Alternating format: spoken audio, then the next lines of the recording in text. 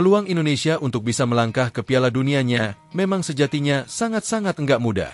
Meskipun begitu, kita harus percaya kalau segala kemungkinan tentu masih bisa terjadi.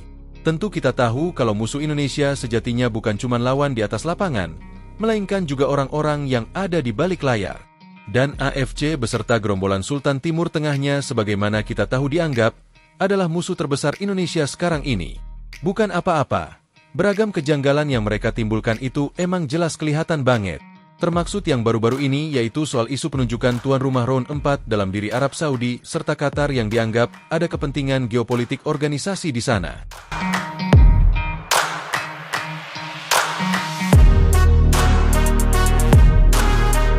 Atas dasar itulah di tengah situasi sulit yang dihadapi, salah satu cara untuk melawan mereka ia dengan memperlihatkan permainan menarik sama persis dengan apa yang dilakukan Jepang ataupun Korea misalnya. Namun untuk mengarah ke sana jelas tim Garuda masih butuh pemain-pemain yang secara kualitas memang mumpuni. Di samping juga penyesuaian taktik terbaik dengan tim pelatih saat ini. So, pasti kita butuh banget pemain yang secara level bisa bermain dengan intensitas tinggi. Karena bila berkaca dari laga melawan Jepang kemarin, fair aja cuman Max Hilgers dan Kevin Dick yang paham dengan konsep permainan semacam itu.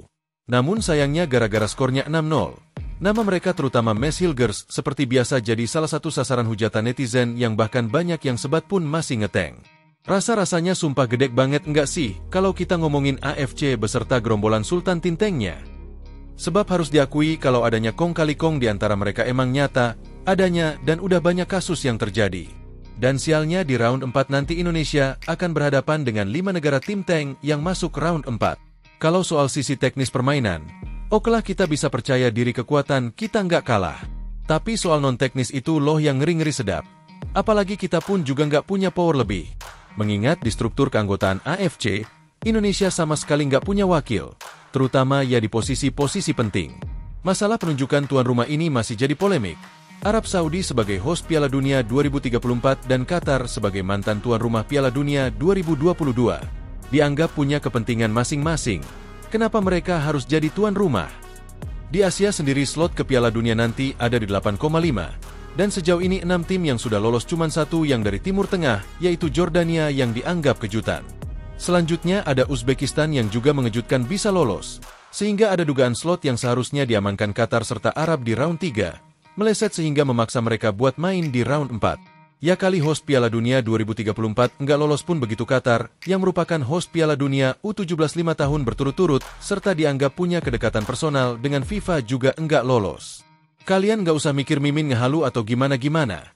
Sebab udah banyak kok pandit-pandit ternama tanah air yang juga 11-12 pendapatnya dan itu masuk akal.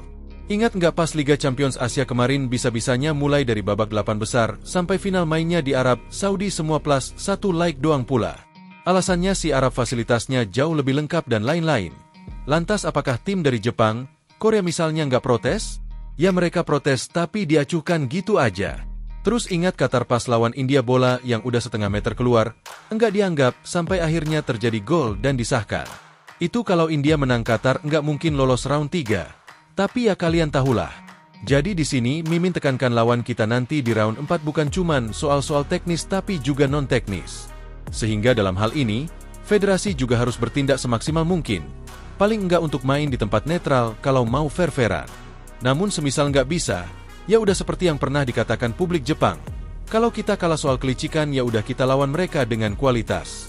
Dan kayaknya hal itu yang sedang dilakukan oleh PSSI bila berkaca dari sikon yang ada. Memang secara umum materi timnas Indonesia ini udah bagus. Tapi secara kedalaman sujelas ini masih sangat kurang. Kalau kaitannya buat main di level intensitas tinggi seperti lawan Jepang kemarin. Bila melihat laga versus Jepang kemarin tim Samurai Biru tampil dengan pressing tinggi, umpan-umpan presisi, dan kecepatan individu yang memukau. Seolah mereka ingin memperlihatkan standar sepak bola level Piala Dunia tuh kayak gini loh. Pemain seperti Takefusa Kubo, Daichi Kamada, dan Wataru Endo bermain dengan intensitas yang seolah ingin mengingatkan Indonesia kalau ini adalah level yang harus kalian capai untuk main di Piala Dunia. Nah, jika melihat statistik lini tengah dan belakang kita benar-benar keteteran ketika melawan tim-tim berpengalaman seperti Jepang ataupun Australia sekalipun. Maka dari itu, perlu adanya pemain-pemain yang terbiasa main dengan pola semacam itu.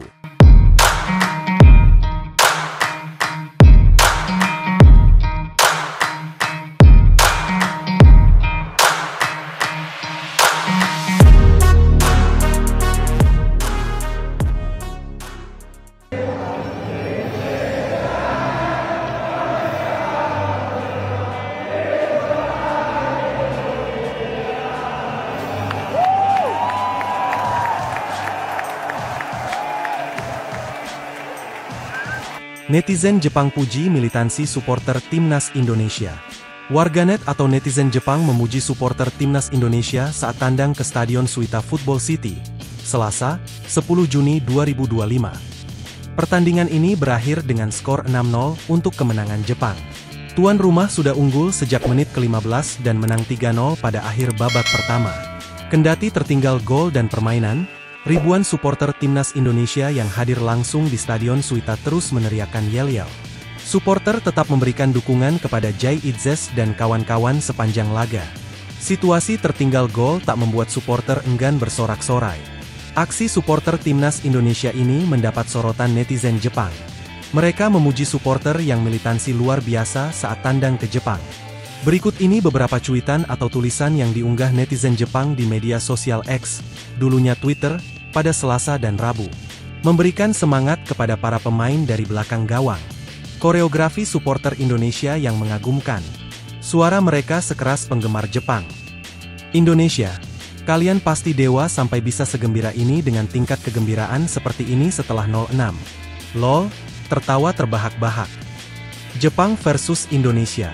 Mereka bekerja keras dalam koreografi meskipun bermain di luar negeri. Koreografi yang sama saya lihat di Jakarta. Mengagumkan. Ungkapan netizen Jepang ini sejalan dengan pandangan Takefusa Kubo, yang malam itu menjadi kapten tim, menggantikan posisi Wataru Endo. Kubo memuji aksi supporter Timnas Indonesia dalam laga tandang ini. Menurutnya supporter Jepang perlu meniru militansi supporter Indonesia. Soal pertandingan melawan Jepang, Jai Itzes menilai skuad Garuda sebenarnya punya kemampuan untuk bermain lebih baik. Bek 25 tahun itu juga meyakini Timnas Indonesia hanya membutuhkan waktu untuk membuktikan diri bersaing di level lebih tinggi. Kita, Timnas Indonesia, bisa dan harus melakukan yang lebih baik dari apa yang kita tunjukkan tadi malam, ungkap Jai Itzes pada unggahannya di media sosial Instagram. Kita punya tim yang hebat dengan banyak potensi, tetapi butuh waktu untuk membangunnya, lanjutnya. Saya benar-benar percaya bahwa, dengan tim ini, kita bisa mencapai hal-hal hebat, imbuh Itzes. Seperti diketahui, Timnas Indonesia baru saja menelan kekalahan telak dari Jepang pada laga terakhir grup C putaran ketiga kualifikasi Piala Dunia 2026 zona Asia. Bermain di Suita City Stadium, Selasa 10 Juni 2025 malam WIB, pasukan Patrick Kluivert dibuat tak berdaya usai dibantai 6 gol tanpa balas.